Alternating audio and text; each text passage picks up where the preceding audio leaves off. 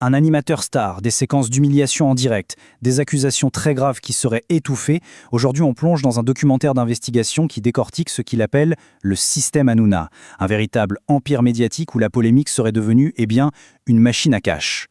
Alors, pour y voir plus clair, on va suivre le cheminement de l'enquête. On va commencer par des scènes qui ont beaucoup fait parler, pour se demander si c'est encore du divertissement.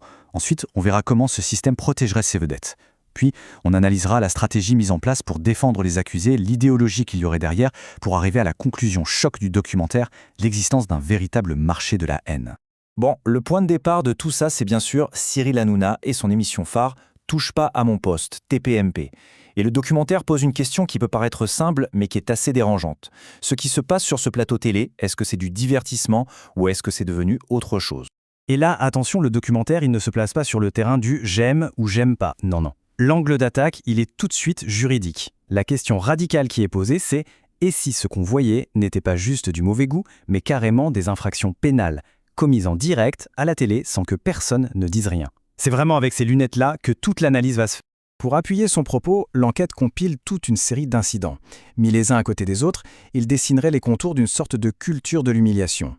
On parle de baisers forcés, d'un canular téléphonique qui avait été jugé homophobe et qui a fait un tollé, ou même de chroniqueurs qui subissent des choses assez extrêmes en direct. Le point du documentaire, c'est de dire que ce ne sont pas des dérapages isolés, mais que c'est devenu la norme de l'émission. Alors la question qu'on peut se poser, c'est pourquoi est-ce que les chroniqueurs acceptaient ça? Eh bien, selon les experts du documentaire, la réponse, elle est dans la relation pouvoir. C'est le lien employeur-employé qui serait la clé de tout. C'est résumé par une phrase assez brutale. Comme je les paye, je peux faire ce que je veux.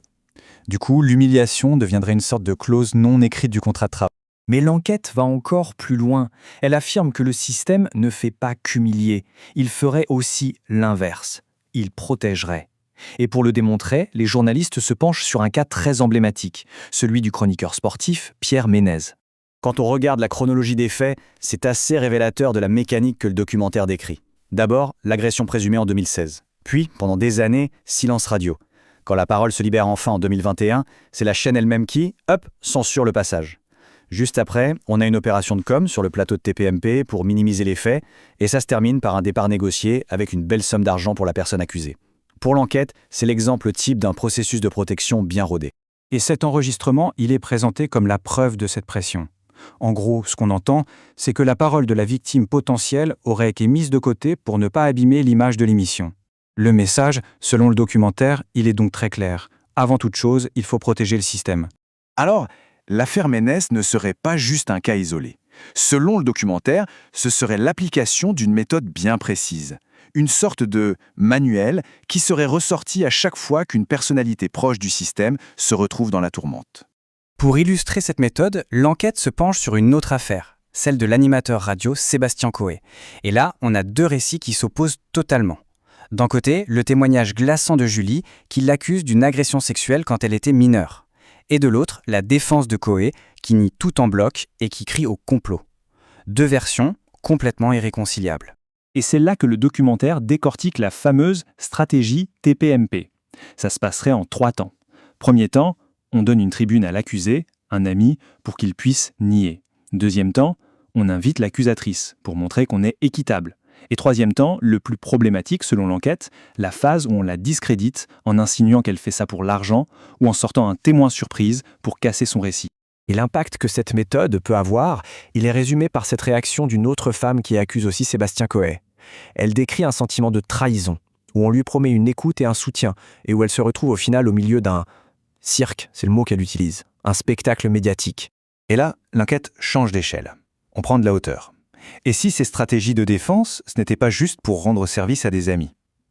Le documentaire avance une thèse beaucoup plus politique. Ces tactiques serviraient en fait un agenda idéologique bien plus large, celui du groupe Bolloré qui possède la chaîne. L'exemple qui est pris, c'est celui d'Éric Zemmour. Le docu met en parallèle deux choses. D'un côté, une promotion médiatique massive sur les antennes du groupe, et de l'autre, des accusations de violences sexuelles portées par une dizaine de femmes qui, selon l'enquête, n'ont quasiment jamais été abordées lors de ces passages. Une sorte de protection qui serait, cette fois, idéologique. Ce même mécanisme de défense se serait aussi activé pour l'affaire Depardieu. Après le choc du documentaire Complément d'enquête, l'enquête montre comment TPMP est devenue la plateforme de la contre-offensive en invitant à plusieurs reprises l'avocat de l'acteur pour semer le doute sur ce que tout le monde avait vu. On en arrive donc à la question centrale, mais pourquoi? Quel est le moteur de ce système qui semble mélanger humiliation, protection d'amis et idéologie? La réponse que le documentaire avance tient en un seul mot, le profit. Pour mettre des mots sur ce phénomène, les experts interrogés parlent de culture du viol. Alors attention, c'est un concept précis. Ça ne veut pas dire que les gens sont des violeurs, ça décrit plutôt un environnement, un climat médiatique qui banalise des agressions sexuelles. C'est l'humour qui est utilisé pour faire passer l'inacceptable, c'est la parole des victimes qui est rabaissée, et tout ça, ça créerait une sorte de climat d'impunité. C'est là que l'enquête livre sa conclusion la plus radicale, la plus explosive. La misogynie, ce ne serait pas un accident de parcours, ce serait un produit d'appel, un business model. L'idée, c'est que la haine fait vendre, que la misogynie fait vendre. Le documentaire va même jusqu'à dire que ce marché de la haine des femmes serait plus grand que n'importe quel autre marché, même plus grand que celui de la vente d'armes. Finalement, ce schéma, il résume toute la thèse du documentaire.